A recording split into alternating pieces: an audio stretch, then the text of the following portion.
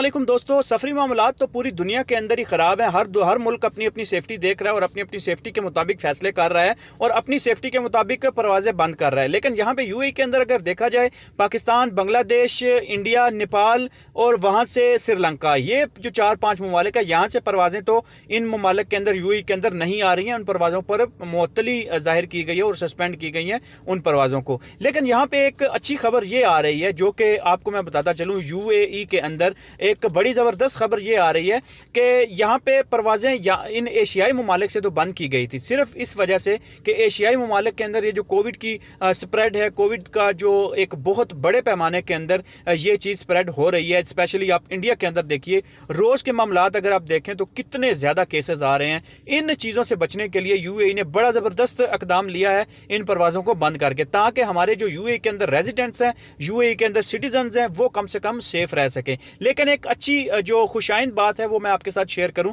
कि यूएई के जो यहाँ पे अथॉरिटीज़ हैं, उनके मुताबिक ये चीज़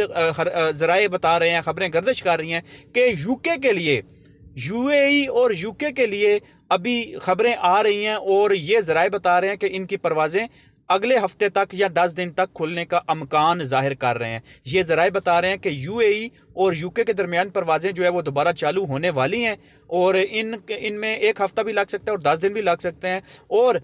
यूएई को यूके ने पहले रेड लिस्ट के अंदर डाला था। अभी खबरें ये बता रही हैं, ज़राए ये बता रहे हैं कि अभी यूके जो है वो यूएई को उस रेड लिस्ट से निकाल रहा है, बहुत जल्द निकाल रहा है। इंशाल्लाह एक हफ़्ते तक या 10 दिन तक वो चीज़ सामने आ जाएगी और इंशाल्लाह दोबारा दोनों कंट्रीज़ के अंदर बहुत सारे, आप अगर देखें यहाँ पे यूएई के अंदर बहुत सारे यूके की जो फैमिलीज़ हैं, यूके के जो लोग हैं, यहाँ पे बहुत ज़्यादा तादाद में पाए जाते हैं और काफ़ी माशाल्लाह अच्छी अच्छी पोस्टों पे भी और काफ़ी अच्छे काम भी कर रहे हैं। तो ये चीज़ उनके लिए बहुत ज़्यादा खुशाइंद बात है कि उनकी परवाज़ें दोबारा खुल जाएंगी।